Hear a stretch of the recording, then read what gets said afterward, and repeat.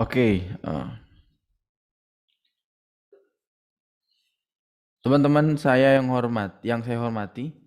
Jadi pada hari ini kita akan membahas lebih jauh tentang apa itu efektivitas organisasi dan pendekatan apa saja yang mewarnai di dalamnya begitu. Nah, jadi saya harapkan setelah perkuliahan ini, setelah tatap muka pada hari ini teman-teman semua mengetahui, kemudian juga nanti pada dasarnya mampu menjelaskan pendekatan apa saja yang bisa digunakan untuk mengukur efektivitas sebuah organisasi begitu. Nah, kita masuk dengan pertanyaan sederhana. Yang pertama adalah apa sebenarnya yang dimaksud dengan efektivitas begitu. Nah, dari literatur yang saya ambil teman-teman semua, bahwa ada sebuah kasus gitu,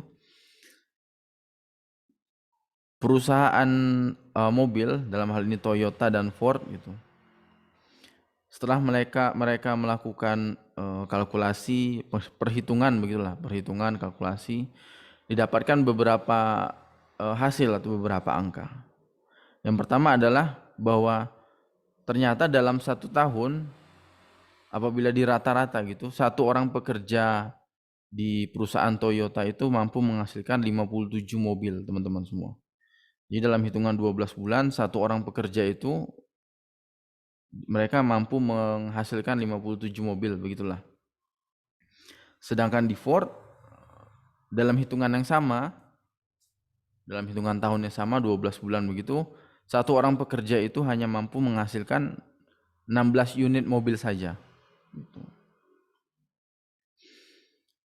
Nah, kemudian kita masuk ke perhitungan atau kalkulasi kedua, bahwa dari satu unit mobil yang diciptakan atau diproduksi oleh seorang pekerja tadi,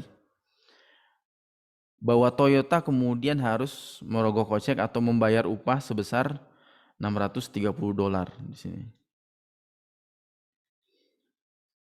Dan dalam waktu bersamaan juga Ford, mereka untuk menghasilkan satu buah unit kendaraan atau mobil, perusahaan pabrikan Ford ini mereka harus membayar kurang lebih $2.300 kepada satu orang pekerja tadi. Nah, hal yang menarik adalah bahwa ternyata teman-teman semua, dari perhitungan-perhitungan tadi, termasuk juga modal yang harus dibayarkan oleh Toyota kepada pegawai, atau Ford, upah yang harus dibayar Ford kepada pegawainya gitu, bahwa dari satu unit kendaraan yang terjual gitu dalam setahun, bahwa satu unit kendaraan itu hanya mampu memberikan kontribusi keuntungan kepada perusahaan itu dalam angka sejumlah $466 Amerika di Toyota gitu. Sedangkan Ford, bahwa kemudian satu unit mobil yang terjual itu mampu memberikan keuntungan kepada Ford senilai $555 per unit mobil gitu, teman-teman semua. Nah, dari sini kita kemudian muncul pertanyaan sederhana, sebenarnya organisasi mana yang efektif? Apakah Toyota atau Ford gitu? Apakah eh, kemampuan pekerja untuk menciptakan unit mobil yang banyak itu dalam hal ini Toyota memiliki korelasi yang sama dengan pendapatan perusahaan gitu per unitnya gitu. Nah, kita masuk ke contoh yang kedua gitu.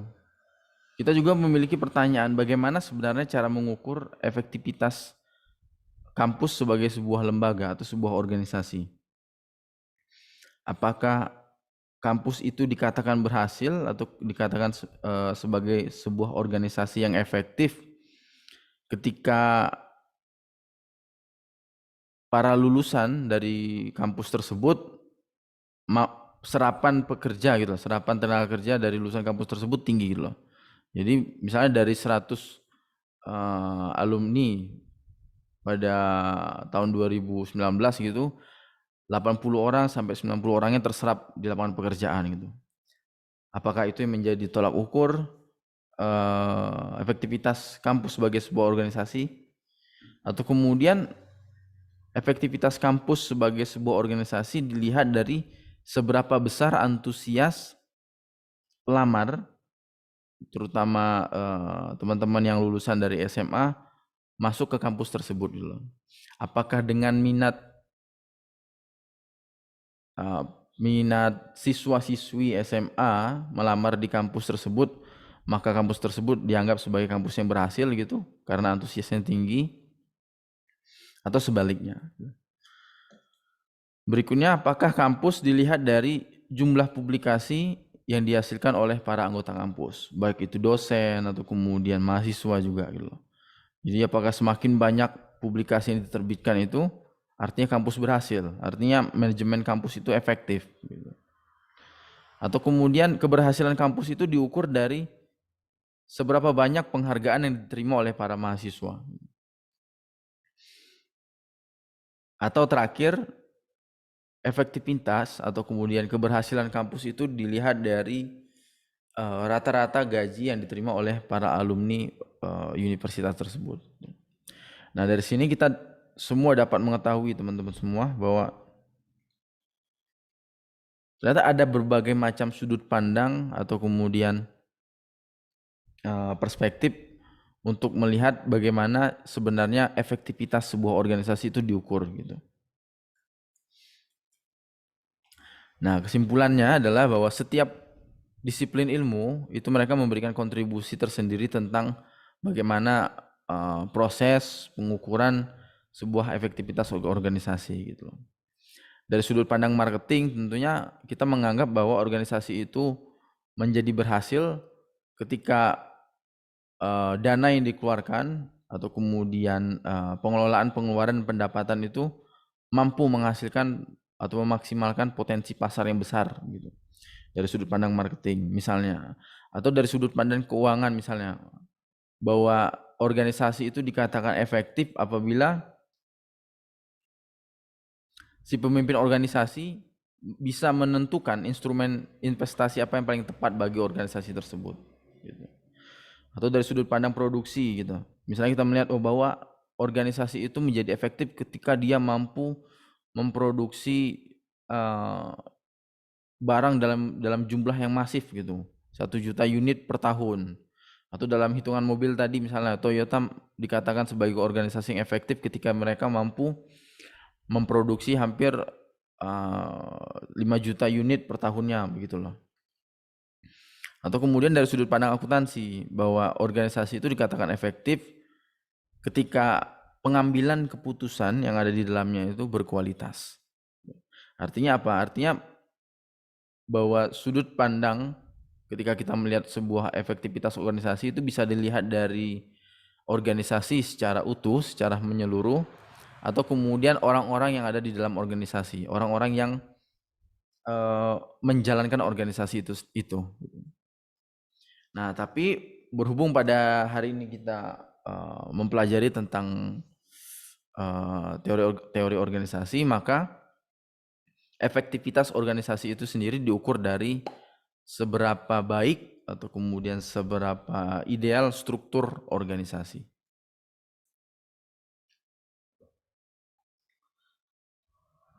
Sebelum kita membahas lebih jauh tentang struktur, dimensi, kemudian desain dari organisasi pada pertemuan-pertemuan berikutnya nanti, nah kita pahami bersama dulu terlebih dahulu apa yang dimaksud dengan efektivitas organisasi, teman-teman semua. Dari cerita panjang yang saya jelaskan di awal tadi, bahwa secara sederhana sebenarnya konsep efektivitas organisasi di sini itu sudah muncul pada tahun 1950 gitu. Dikatakan bahwa sebuah organisasi itu menjadi efektif ketika dia mampu mencapai tujuannya gitu.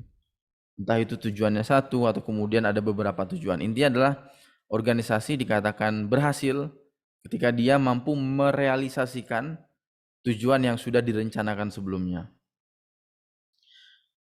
Namun sudut pandang ini kemudian ternyata memiliki kelemahan, teman-teman semua.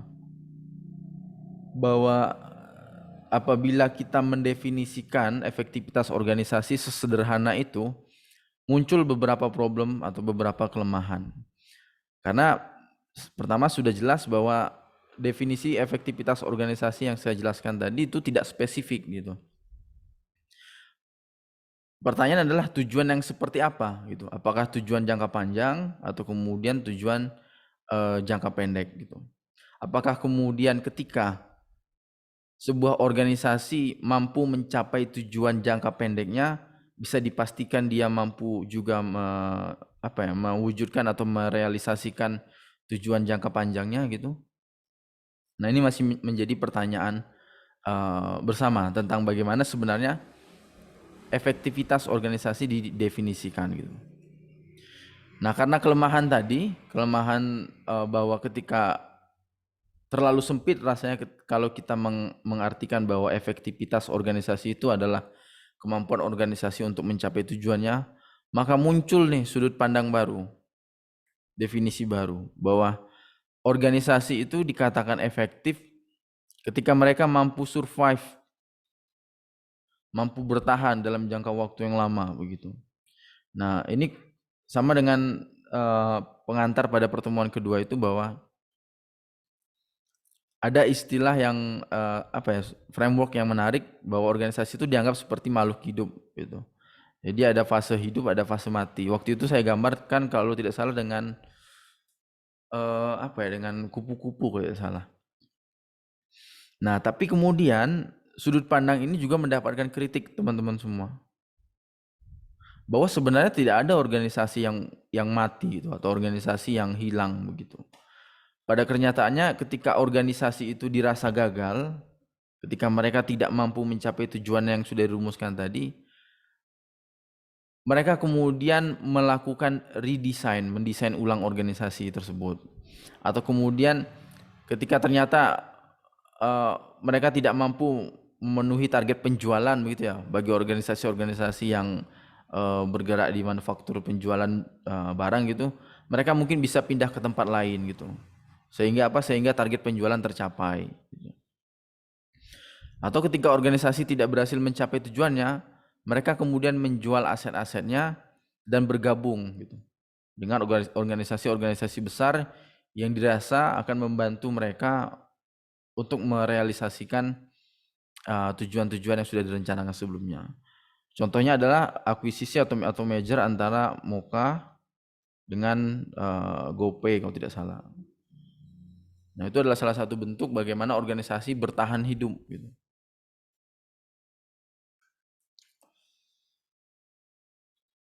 Setelah tahun 1950 tadi, di mana ada kegagalan dalam mendefinisikan efektivitas organisasi,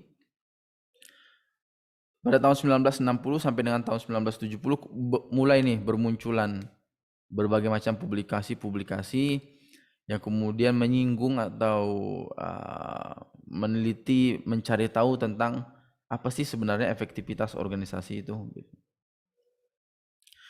Hingga kemudian bahwa untuk merumuskan atau kemudian mendefinisikan efektivitas organisasi itu bisa dari yang sifatnya sangat general di sini sampai dia yang sifatnya sangat khusus gitu. Dari yang makro sekali sampai yang sangat mikro gitu.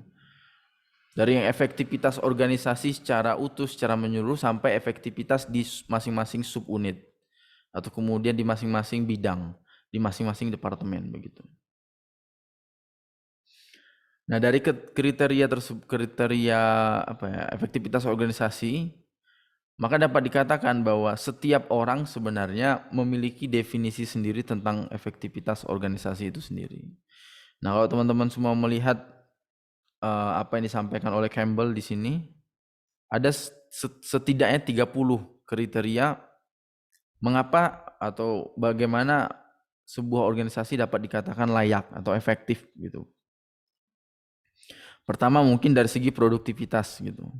Bahwa ketika sebuah organisasi mampu menciptakan barang sampai dengan 1 juta unit per tahun dari target mereka yang hanya menargetkan sekitar 800.000 unit, artinya organisasi tersebut atau perusahaan tersebut produktivitasnya tinggi, artinya efektif gitu. Atau kemudian bagi organisasi-organisasi yang bergerak di bidang keuangan gitu ya, atau di bidang jual beli gitu ya. Nah, bahwa mereka dikatakan efektif ketika mereka mampu memberikan keuntungan semaksimal atau sebanyak mungkin begitu. Atau organisasi itu dikatakan efektif ketika mereka mampu untuk bertumbuh. Atau organisasi juga dapat dikatakan efektif ketika bahwa tidak ada turnover atau kemudian angka turnover di dalam perusahaan tersebut sangat minim, sangat sedikit gitu. Jadi tidak seperti mungkin teman-teman semua tahu ya, bahwa biasanya di budaya startup itu mereka cepat atau cenderung untuk keluar gitu loh. Karena apa? Karena tekanan-tekanan yang tekanan kerjaannya sangat tinggi itu, sangat berat gitu. Atau kemudian organisasi tersebut dapat dikatakan efektif ketika tidak ada konflik dengan masyarakat sekitar gitu. Kita contohkan misalnya perusahaan tambang atau kemudian perusahaan migas gitu ya, Pertamina, yang mereka melakukan eksplorasi sumber daya alam gitu. Mereka dapat dikatakan efektif kinerjanya ketika tidak ada protes dari masyarakat gitu. Tidak ada kohesi atau kemudian tidak ada konflik, tidak ada benturan dengan masyarakat sekitar, misalnya begitu. Dan berbagai macam kriteria yang teman-teman semua bisa baca di sini gitu. Nah, ada beberapa contoh lagi, misalnya kita berbicara soal stabilitas, bahwa organisasi itu dapat dikatakan efektif ketika mereka stabil dalam hal mungkin mampu menciptakan profit yang terus-menerus, tidak naik turun, bahasanya gitulah. Atau kemudian mereka yang mampu bertahan terhadap saat ini, misalnya kita contohkan ada apa ya, pandemi COVID-19 gitu, bahwa organisasi itu dapat dikatakan efektif ketika mereka nantinya mampu melewati pandemi COVID-19 itu, artinya mereka stabil lah. Nah, dari sini dapat kita ambil simpulan sederhana bahwa ternyata ketika kita mendefinisikan efektivitas organisasi, itu ada value atau kemudian ada nilai yang menyertai di dalamnya gitu teman-teman semua. Bahwa kemudian satu kriteria efektivitas organisasi yang ada 30 tadi bisa menjadi sangat penting bagi sebuah organisasi, tapi tidak begitu penting bagi organisasi lain gitu. Misalnya bagi perusahaan untuk mendapatkan profit atau keuntungan yang sebanyak-banyak mungkin itu menjadi penting bagi mereka, menjadi tolak ukur efektivitas organisasi bagi mereka.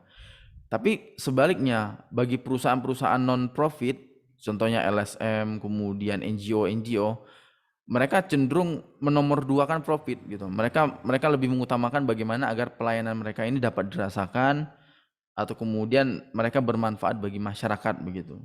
Nah, ini adalah salah satu bentuk bahwa satu kriteria efektivitas organisasi bisa berbeda gitu antara perusahaan yang satu dengan perusahaan lain, antara organisasi yang satu dengan organisasi yang lainnya gitu.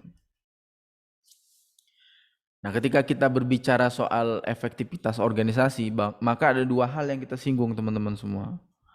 Pertama, kita berbicara soal tujuan tadi, kemudian kita juga berbicara soal proses. Contoh sederhana dari bagaimana implementasi efektivitas organisasi ini dapat dilihat dari perilaku seorang pemimpin lah. Bagaimana dia mendesain atau mencari tahu kira-kira pola mana yang terbaik nih.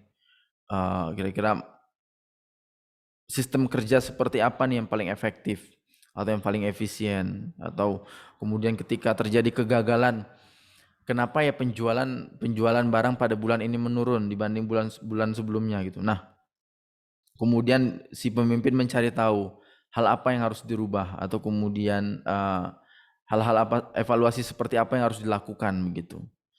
Atau ketika dia membandingkan kinerja organisasinya dengan organisasi lain, atau masih di dalam organisasi yang sama, pemimpin departemen misalnya membandingkan kinerja organisasinya dengan departemen lain atau dengan divisi lain.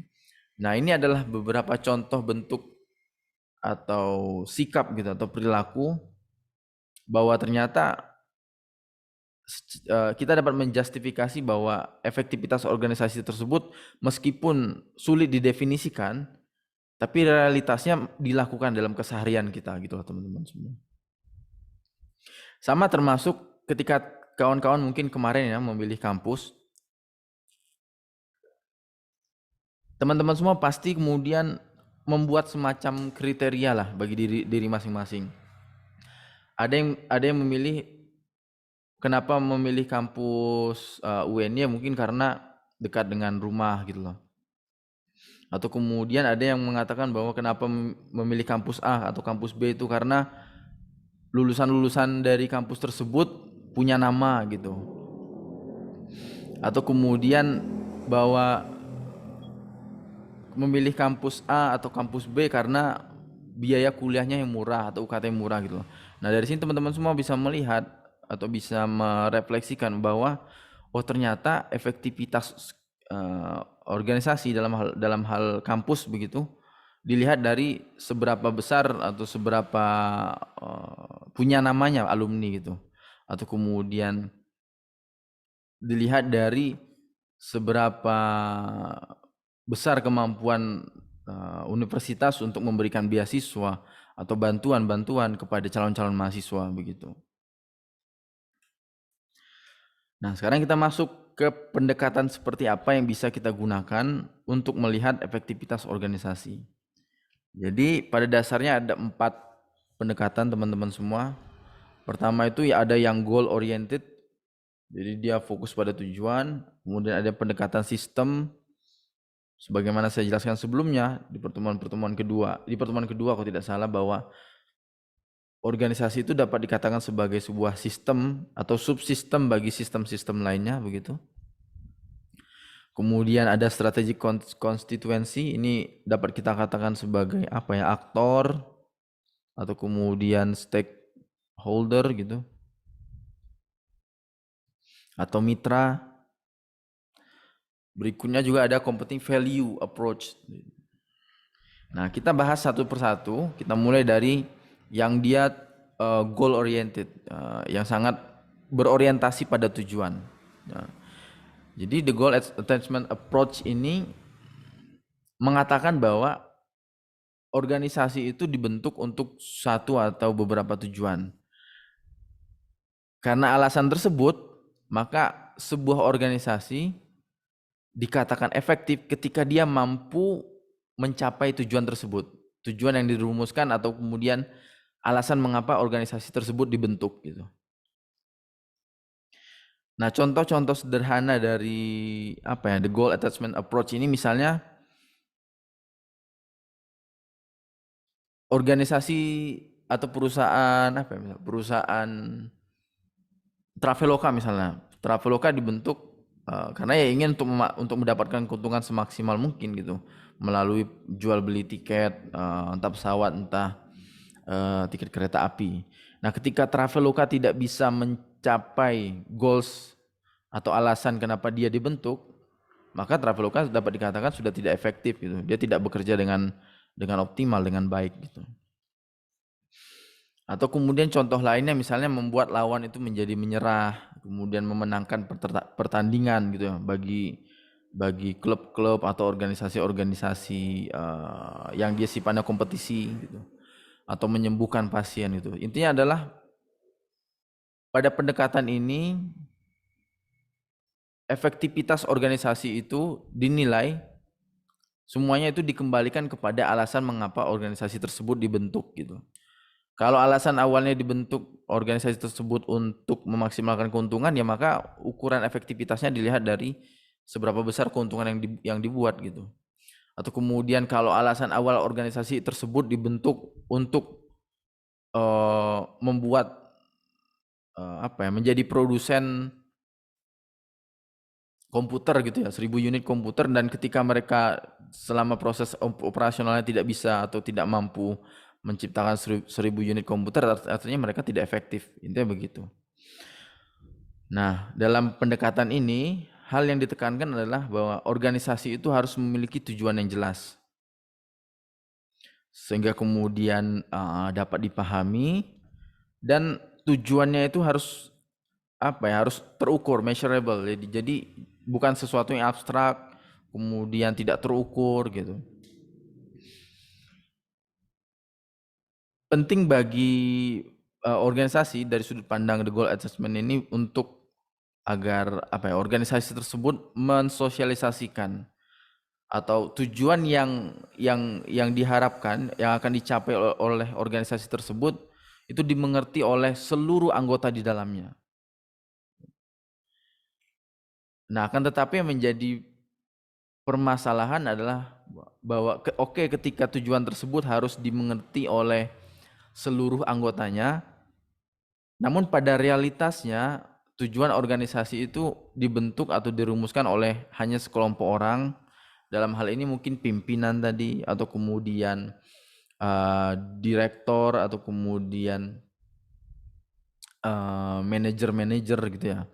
Intinya adalah tujuan tersebut hanya dirumuskan oleh segelintir pihak, tapi harus dipahami oleh seluruh anggotanya gitu. Sehingga untuk mencapai efektivitas organisasi, maka seorang pemimpin organisasi, bisa itu ketua atau tadi board of director gitu, dia harus mendeklarasikan tujuan dari organisasinya gitu. Bisa itu nanti lewat kebijakan atau aturan-aturan, dan kemudian dia harus menyusun instrumen atau indikator-indikator atau poin-poin atau checklist poin gitu yang dapat digunakan untuk mengukur sudah sampai sejauh mana nih tujuan tersebut sudah dicapai gitu. Nah, permasalahan pada pendekatan ini, pertama, tujuan yang dirumuskan mungkin bukan merupakan tujuan asli organisasi. Jadi gini, bisa jadi ketika ganti pemimpin maka tujuannya akan berganti lagi. Ketika pemegang sahamnya tidak lagi misalnya perusahaan-perusahaan BUMN gitu ya, yang sebelumnya pemegang saham utamanya adalah pemerintah, namun kemudian dilakukan privatisasi gitu, diberikan kepada pasar, yang sebelumnya tujuan perusahaannya adalah untuk memberikan pelayanan publik, kemudian karena dilepas kepada pasar, kepada market gitu, pemegang sahamnya tidak lagi pemerintah, maka organisasi yang sebelumnya bertujuan untuk memberikan pelayanan publik justru berganti. Jadi tujuannya adalah untuk memaksimalkan profit, mendapatkan keuntungan semaksimal mungkin gitu. Nah, itulah mengapa sudut pandang ini dia memiliki kelemahan gitu. Jadi ganti pemimpin, ganti tujuan gitu. Ganti board of director, ganti lagi tujuannya begitu. Dan juga seperti yang saya jelaskan sebelumnya, bahwa tujuan itu sendiri dia masih sulit untuk didefinisikan gitu. Apakah kita berbicara soal tujuan jangka panjang atau tujuan jangka pendek gitu. Kemudian dalam beberapa kasus juga masing-masing tujuan ini indikatornya tidak jelas, teman-teman semua. Misalnya ada sebuah perusahaan jual beli gitu ya, jual beli barang, yang mereka ketika merumuskan tujuan jangka pendek gitu dalam hitungan bulan menargetkan ada omset penjualan itu 10 juta per bulan gitu. Nah, tapi dalam hitungan long term, dalam hitungan jangka panjang, ukuran yang mereka gunakan malah persentase gitu. Jadi ada peningkatan penjualan yang dari tahun sebelumnya itu hanya 5% menjadi 8%. Nah, di sini kan masih terkadang bahwa pemimpin organisasi, dalam hal ini kelompok-kelompok yang kemudian yang tadi merumuskan tujuan, mereka juga belum mampu menyusun instrumen atau kemudian indikator-indikator sehingga tujuan tersebut dapat diawasi, dapat dievaluasi dari tahun ke tahun gitu. Nah, yang kedua yaitu system approach, teman-teman semua.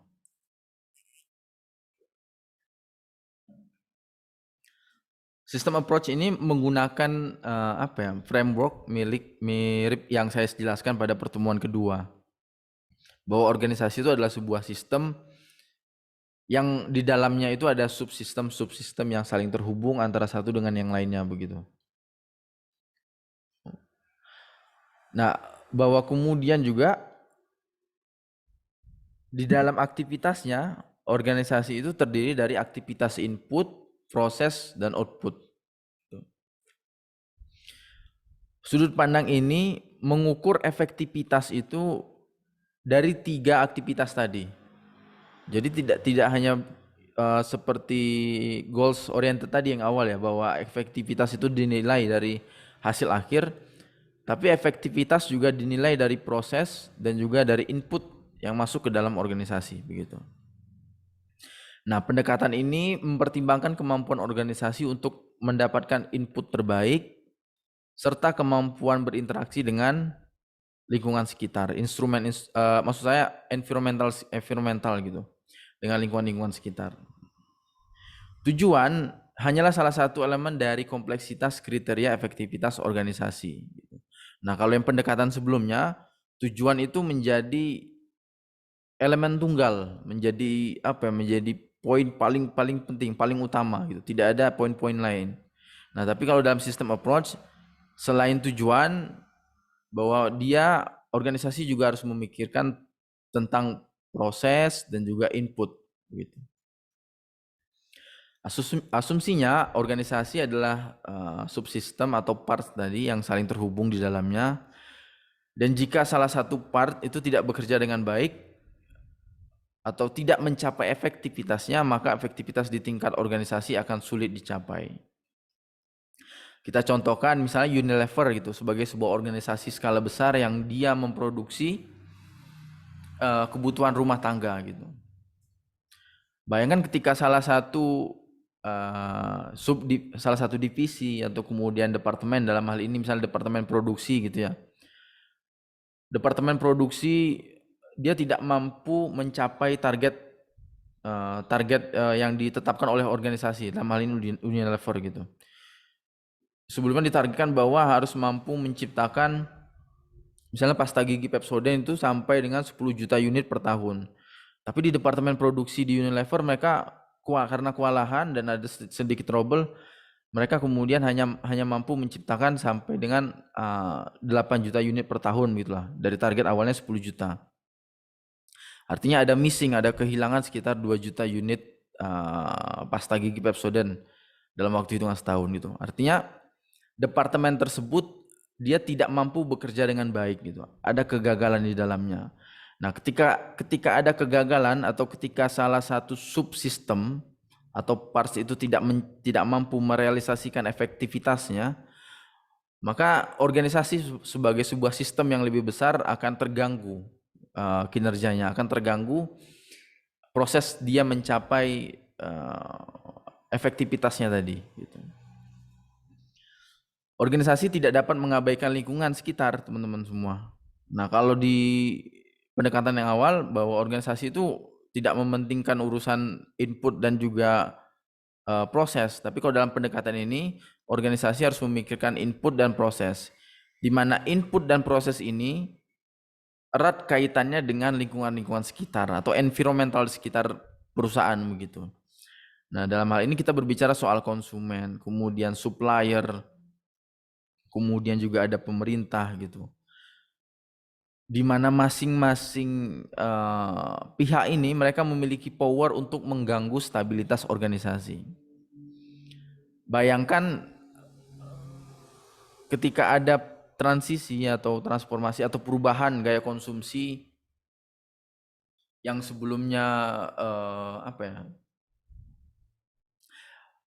orang-orang Indonesia cenderung menggunakan deterjen bubuk gitu, kemudian ada perubahan gaya hidup menjadi menggunakan deterjen cair gitu, dan perusahaan tidak menyikapi hal tersebut, maka besar kemungkinan akan terjadi kegagalan di dalamnya gitu. Perusahaan kemudian tidak bisa menjual atau kemudian mencapai target penjualan karena perusahaan tidak menyikapi perubahan gaya konsumsi tadi gitu. Bahwa masyarakat sudah tidak bahwa deterjen bubuk gitu tidak lagi menjadi preferensi bagi rumah tangga atau masyarakat gitu. Mereka lebih cenderung memilih untuk menggunakan deterjen cair. Itu adalah salah satu contoh gitu. Bahwa konsumen lingkungan sekitar itu juga mempengaruhi efektivitas organisasi tadi. Atau kemudian yang kedua, sumber daya atau input itu harus diamankan. Kita contohkan sederhananya perusahaan-perusahaan tambang atau perusahaan-perusahaan eksplorasi gas gitu ya, minyak bumi. Ketika mereka tidak mampu men-secure atau mengamankan sumur-sumur yang dimana diprediksi akan menjadi potensi kilang minyak, maka mereka akan kehilangan input, kehilangan resource yang kemudian untuk diolah. Dan dalam jangka waktu panjang, ketika mereka tidak lagi memiliki barang yang bisa diolah, maka organisasi tersebut tidak berjalan dengan optimal. Artinya apa? Artinya perusahaan-perusahaan tersebut tidak lagi efektif dalam menjalankan atau dalam beroperasi begitu. Atau kemudian ketika terjadi kekosongan akibat pegawai pensiun dan kemudian pegawai-pegawai yang resign, itu harus segera diantisipasi. Itu adalah contoh dari sistem approach, pendekatan sistem teman-teman semua. Nah, kita masuk yang ketiga, itu adalah strategic constituencies. Jadi ini dapat diartikan sebagai tadi stakeholder atau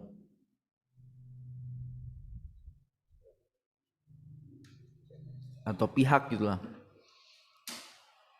Nah, efektivitas organisasi dalam pendekatan ini diukur dari kemampuan organisasi tersebut untuk memberikan kepuasan terhadap konstituen dan lingkungan sekitar yang memberikan dukungan kepada organisasi. Pendekatan ini dia sebenarnya mirip dengan sistem approach, di mana pendekatan ini tidak mengabaikan yang namanya environmental gitu.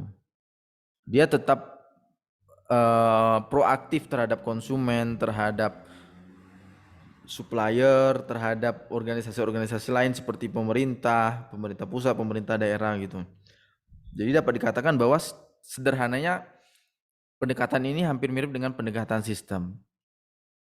Akan tetapi yang menjadi pembeda adalah bahwa pendekatan ini mereka cenderung memperlakukan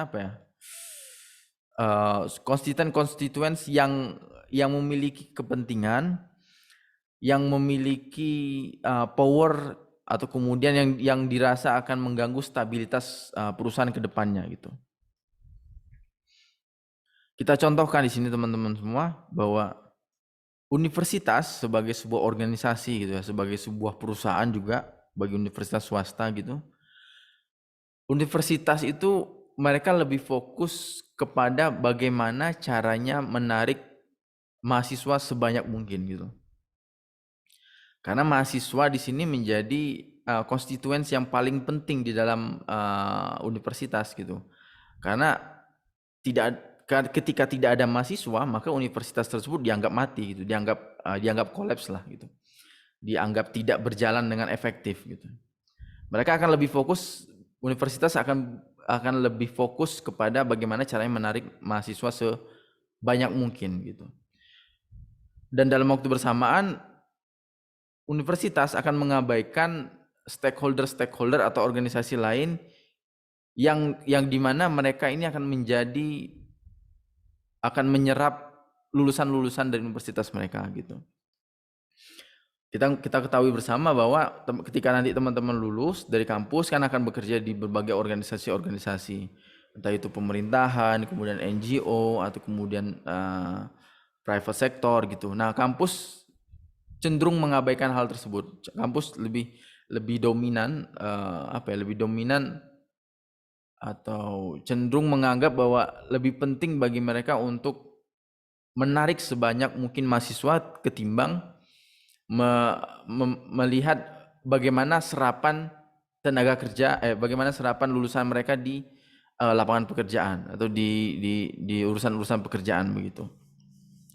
Karena mau bagaimanapun ketika tidak ada mahasiswa di sebuah kampus, terutama kampus-kampus swasta begitu, maka kampus tersebut dianggap sebagai organisasi yang tidak efektif.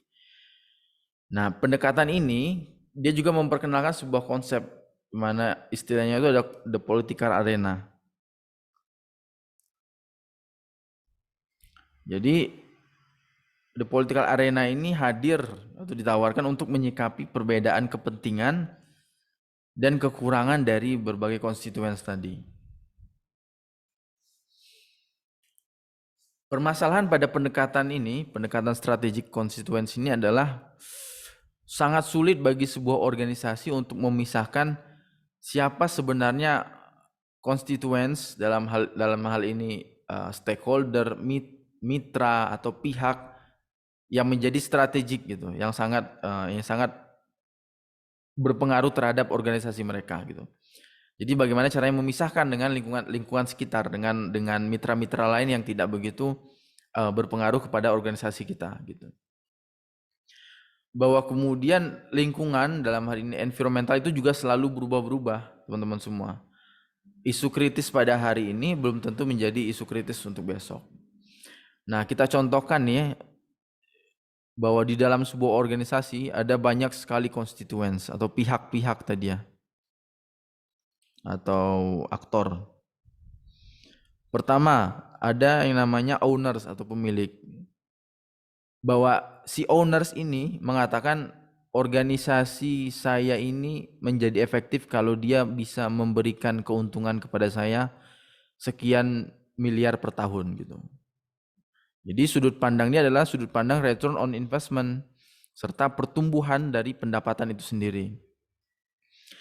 Tapi kalau pihak dalam hal ini pekerja, employees gitu ya, dia melihat bahwa organisasi tempat dia bekerja itu menjadi efektif ketika organisasi tersebut mampu memberikan pelayanan yang baik. Entah itu dalam bentuk kompensasi, upah yang kompetitif, gaji yang kompetitif, atau kemudian lingkungan kerja yang baik begitu. Nah, dari sini saja kita dapat mengetahui bahwa antara owners, si pemilik organisasi dengan orang yang bekerja di organisasi tersebut, dia memiliki sudut pandang yang berbeda tentang bagaimana mendefinisikan efektivitas organisasi gitu. Atau kemudian kita masuk ke contoh yang berikutnya, konsumen gitu. Jadi konsumen mengatakan bahwa organisasi itu menjadi efektif ketika dia mampu memberikan atau menjual barang dan jasa dengan harga yang semurah mungkin, dengan kualitas yang sebaik mungkin gitu, dan dengan pelayanan yang sebaik mungkin. Itu dari sudut pandang konsumen gitu. Atau dari sudut pandang suppliers, dalam hal ini input tadi ya. Bahwa suppliers itu menganggap organisasi menjadi efektif ketika dia mampu membayar apa yang mereka beli.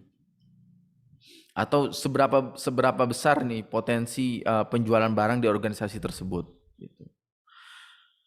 Selanjutnya juga ada kreditor. Kita contohkan itu bank misalnya. Nah, bank menganggap bahwa sebuah organisasi ini efektif ketika dia mampu membayar tagihan kreditnya gitu, tagihan piutangnya, tagihan utangnya begitu. Atau unions ini serikat kerja atau serikat buruh gitu teman-teman semua. Bahwa serikat kerja atau buruh menganggap organisasi itu menjadi efektif kalau dia mampu memberikan gaji atau kemudian honor yang kompetitif, kemudian juga memiliki lingkungan kerja yang nyaman gitu. Atau berikutnya kita lihat dari sudut pandang atau pihak lain dari masyarakat lokal gitu. Dia menganggap bahwa organisasi itu menjadi efektif ketika dia mampu memberikan keuntungan kepada masyarakat sekitar gitu.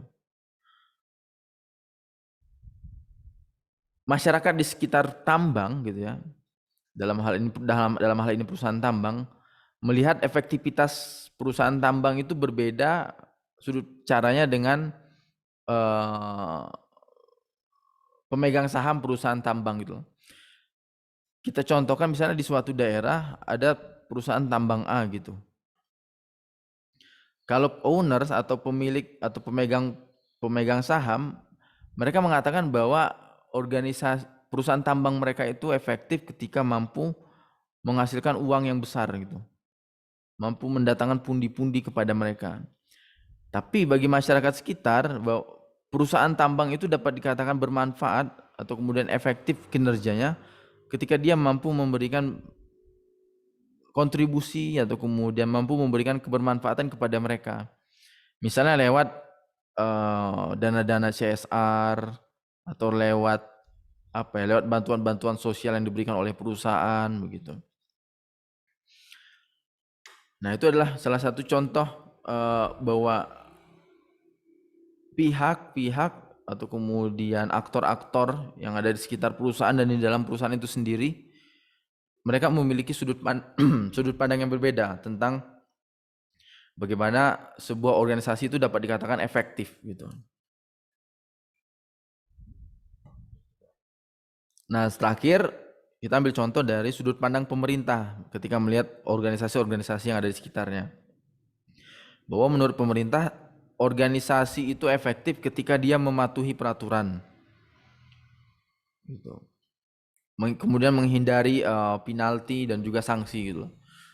Contohnya dari perusahaan-perusahaan tambang tadi, bahwa pemerintah menganggap perusahaan tambang itu efektif kinerjanya kalau mereka tidak merusak lingkungan atau kemudian mereka memiliki rencana restorasi ketika tambang sudah selesai begitu.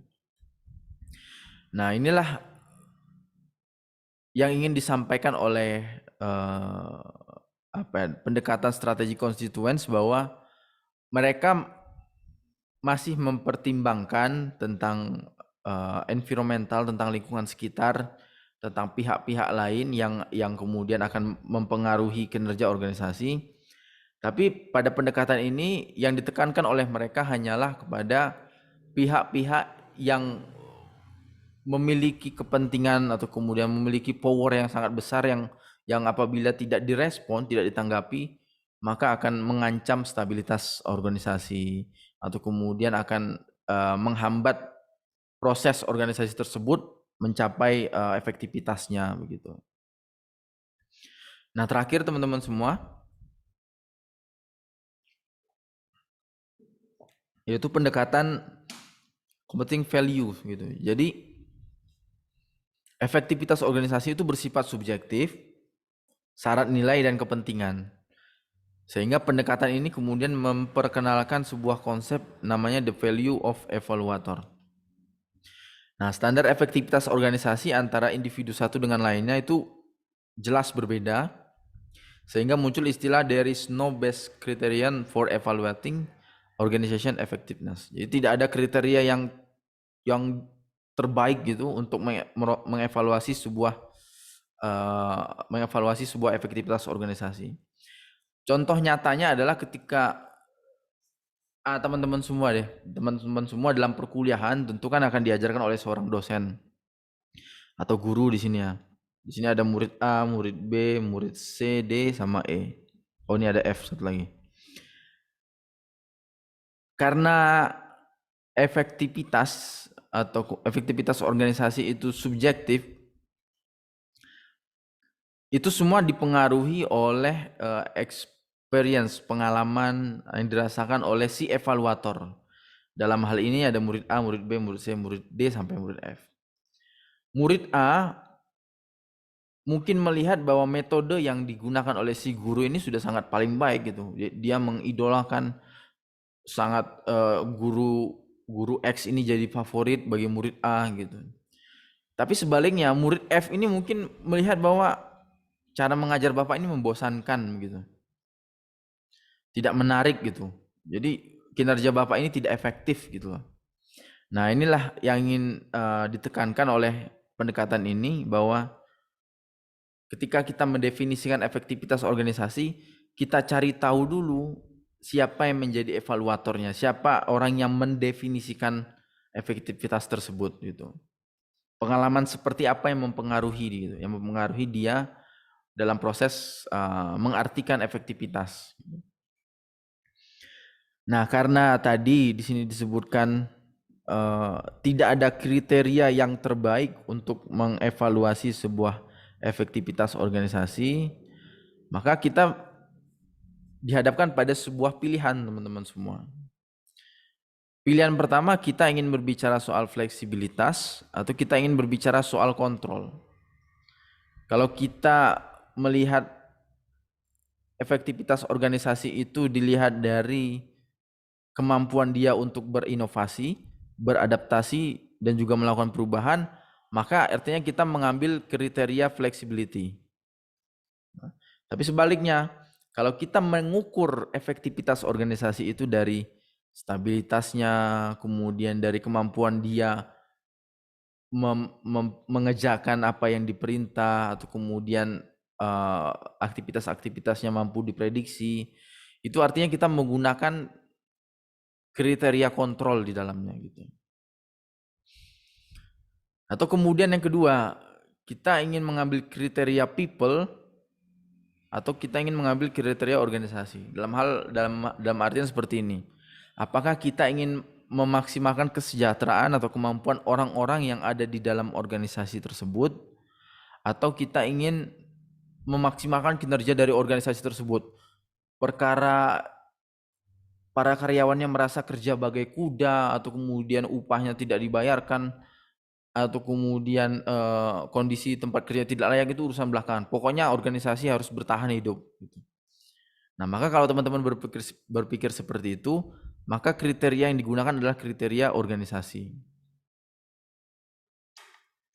Nah, kalau kita fokus pada perasaan, fokus pada kebutuhan, memberikan gaji yang layak, kemudian memberikan ruang kerja yang baik gitu, dan melibatkan perasaan serta kebutuhan dari orang-orang yang ada di dalam organisasi, dalam hal ini pekerja gitu, artinya kita menggunakan kriteria people gitu. Dan ini semua pilihan, cenderung kita apakah kita cenderung kepada organisasi atau kepada orang-orang yang ada di dalam organisasi. Atau terakhir, kita cenderung kepada proses atau kita cenderung kepada tujuan. Ketika kita berbicara soal proses, maka kita bisa dipastikan jangka panjang gitu, internal proses dan jangka panjang. Atau kemudian ketika kita berbicara soal tujuan, artinya adalah kita fokus pada hasil akhir, dan semua itu ditentukan lewat ada jangka pendeknya begitu. Nah, bagaimana penerapan dari masing-masing kriteria ini? Teman-teman semua bisa melihat di gambar bahwa pertama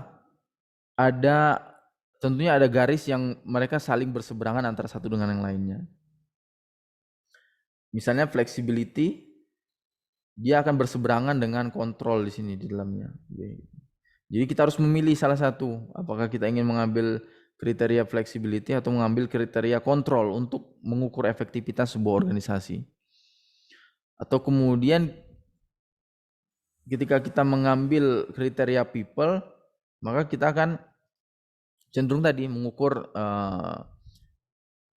efektivitas organisasi lewat apakah orang-orang di dalamnya nyaman, kemudian apakah hak-hak mereka terbayarkan dengan baik gitu. Dan di seberangnya ada organisasi itu sendiri gitu. Kita mengabaikan people dan mau bagaimanapun pokoknya organisasi harus mampu mencapai tujuannya begitu. Atau kita berbicara soal proses di sini, dan atau kita akan berbicara soal tujuan. Jadi ini adalah semua ini adalah pilihan teman-teman semua. Nah, ketika kita cenderung kepada kontrol, maka kita akan mengabaikan fleksibilitas. Ketika kita cenderung kepada tujuan ends, maka kita akan cenderung mengabaikan proses begitu. Kalau dibuat lebih rumit seperti apa, Pak? Nah, ini adalah gambaran lebih rumitnya bagaimana pilihan-pilihan kriteria tersebut bisa kita gunakan. Di sebelah ini teman-teman semua bisa melihat ada gambar. Pertama, ketika kita di sisi satu di sini yang fleksibilitas dan people gitu, kita berbicara soal human relation model. Jadi ada 4 model. Nah, yang satu lagi di sini yang di fleksibilitas dan organisasi, Kita berbicara soal open system model. Berikutnya juga di people dan control, kita berbicara soal internal proses. Terakhir itu kontrol dan organisasi, kita berbicara soal rational goal. Nah, di dalam masing-masing model ini, model 1, model 2, model 3, model 4, ada pilihan lagi. Apakah kita akan fokus pada proses atau kita akan fokus pada tujuan. Ini sama nih. Ini juga ada tujuan, di sini juga ada proses gitu. Dalam masing-masing model ini ya. Nah, bagaimana penjelasan lebih detail dari masing-masing model ini? Nah, kita masuk ke slide berikutnya. O itu organisasi, organization ya maksudnya, tapi organisasi aja. F itu fleksibilitas. Kemudian M itu mean atau proses tadi. Kemudian kalau E itu ends ya, tujuan.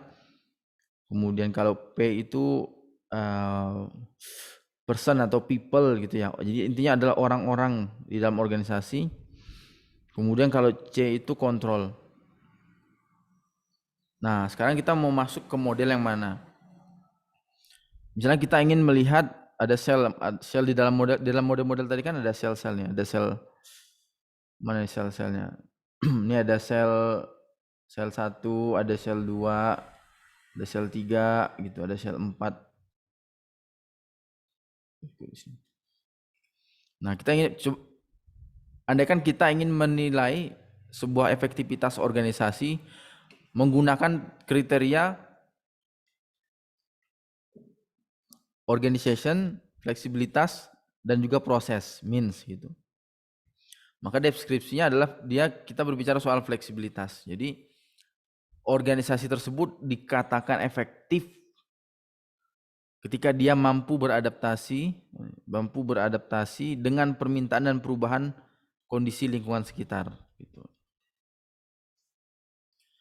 Atau kemudian yang sel yang berikutnya ada organisasi, fleksibilitas, tapi kita berbicara soal tujuan, tidak lagi proses, berbeda dengan di atas ini. Maka hal yang dilakukan adalah akuisisi sumber daya. Jadi organisasi itu dianggap efektif ketika dia mampu meningkatkan dukungan dari pihak-pihak luar dan juga mampu mengakuisisi lah berbagai sumber daya yang tujuan adalah untuk meningkatkan kinerja mereka, untuk memaksimalkan atau mengoptimalisasi kinerja organisasi sehingga efektivitas tersebut akan tercapai. Sel yang berikutnya ada organisasi, tapi dia tidak fleksibel lagi seperti di atas ini tadi. Ini kan fleksibel ya, tapi dia udah mulai terkontrol. Organisasi yang dikontrol dan fokus pada proses, means gitu. Nah, deskripsinya adalah perencanaan. Jadi organisasi harus merumuskan tujuan yang jelas dan dapat dipahami.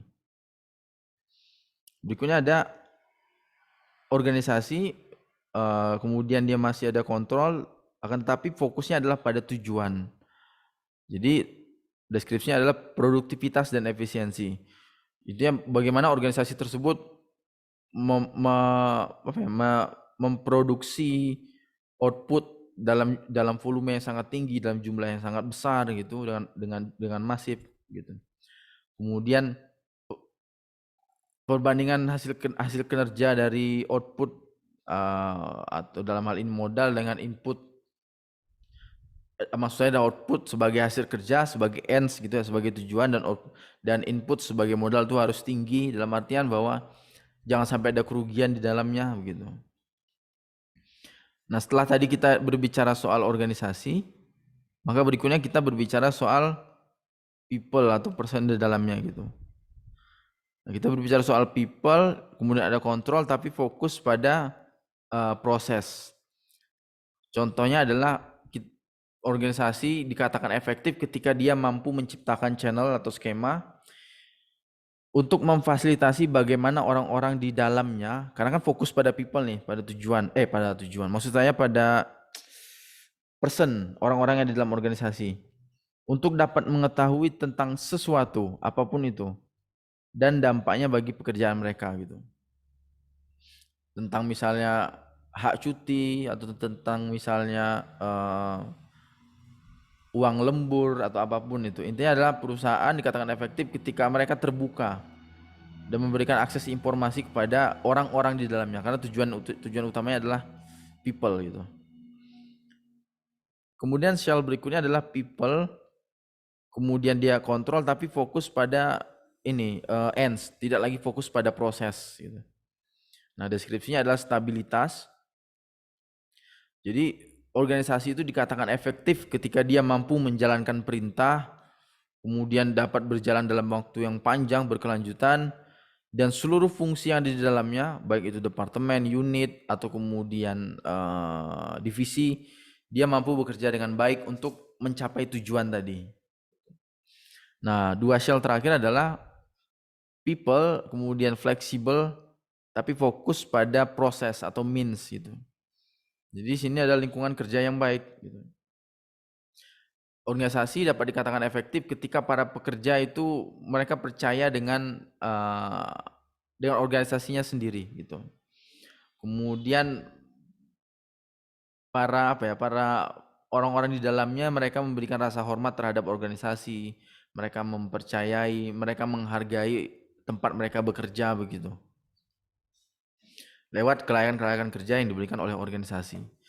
Nah, terakhir adalah people flexibility, pilihannya bukan kontrol lagi. Nah, dan fokusnya adalah pada ends, pada tujuan. Jadi keterampilan kerja.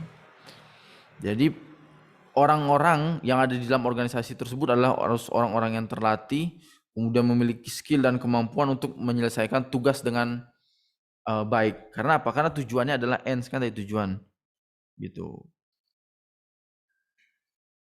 Nah, jadi perbandingan keempat pendekatan tadi, ketika kita berbicara soal yang pertama, goal oriented yang orientasi tujuan, bahwa organisasi itu dapat dikatakan efektif ketika dia mampu menyelesaikan atau mampu memenuhi tujuannya gitu. Nah, pendekatan ini efektif ketika organisasi tersebut memiliki tujuan yang jelas dengan time frame yang jelas, kemudian dia harus terukur. Teman-teman semua.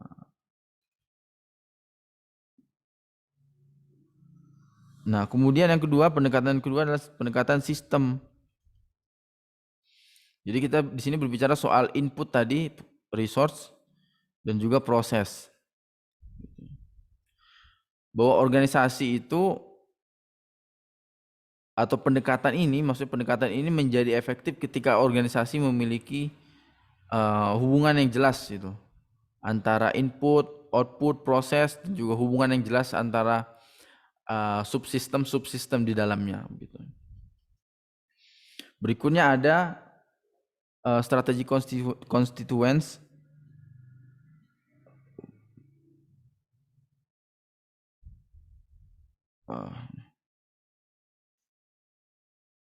Nah, bahwa di dalam pendekatan ini hampir sama dengan sistem tadi, kita tetap mementingkan environmental gitu. Tapi dikarenakan satu dan dua hal, karena organisasi tidak mampu memenuhi keinginan dari berbagai pihak, dari berbagai konstituen tadi, makanya kemudian fokusnya adalah kepada konstituen atau pihak-pihak yang mereka memiliki power, memiliki pengaruh yang sangat besar terhadap organisasi. Gitu. Sehingga organisasi harus merespon secepat mungkin, sebaik mungkin pihak-pihak yang sekiranya atau konstituen yang sekiranya akan mengancam atau mengganggu stabilitas organisasi atau akan menghambat proses organisasi untuk mencapai tujuan tersebut. Dan terakhir adalah competing value, jadi di mana bahwa organisasi itu dihadapkan pada pilihan. Ketika kita mengukur fleksibilitas, kita harus memilih nih salah satu gitu. Dan bahwa ukuran fleksibilitas itu dipengaruhi oleh yang namanya value gitu. Jadi evaluator yang satu dengan evaluator yang lain tentu akan memiliki value yang berbeda. atau kemudian orang yang mendefinisikan efektivitas si A dan si B ini tentu memiliki kriteria yang berbeda begitu. Nah, kita masuk ke kesimpulan teman-teman semua, bahwa dari 4 pendekatan yang saya sampaikan tadi, pendekatan yang paling dominan saat ini adalah goal oriented atau attachment approach tadi, dan pendekatan sistem. Jadi teman-teman semua tidak perlu berpusing-pusing, jadi cukup pahami 2 pendekatan ini gitu. Nah, kita udah melihat nih bahwa ternyata mendefinisikan efektivitas organisasi itu sangat sulit, sangat rumit dan kompleks itu, yang sebenarnya dia tidak bisa didefinisikan karena ada berbagai macam kriteria untuk menilai efektivitas organisasi gitu. Dan kriteria yang satu mungkin fit dengan organisasi yang satu, tapi tidak fit dengan organisasi yang lainnya begitu.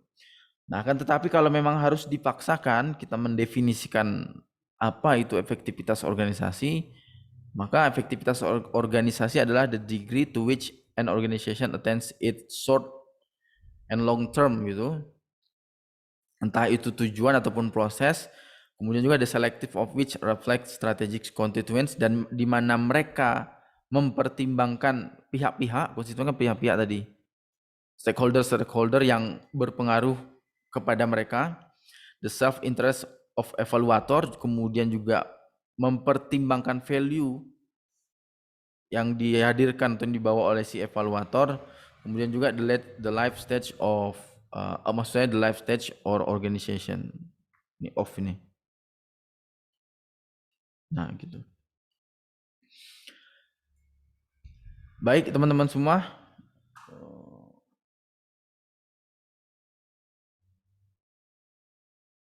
nah baik teman-teman semua,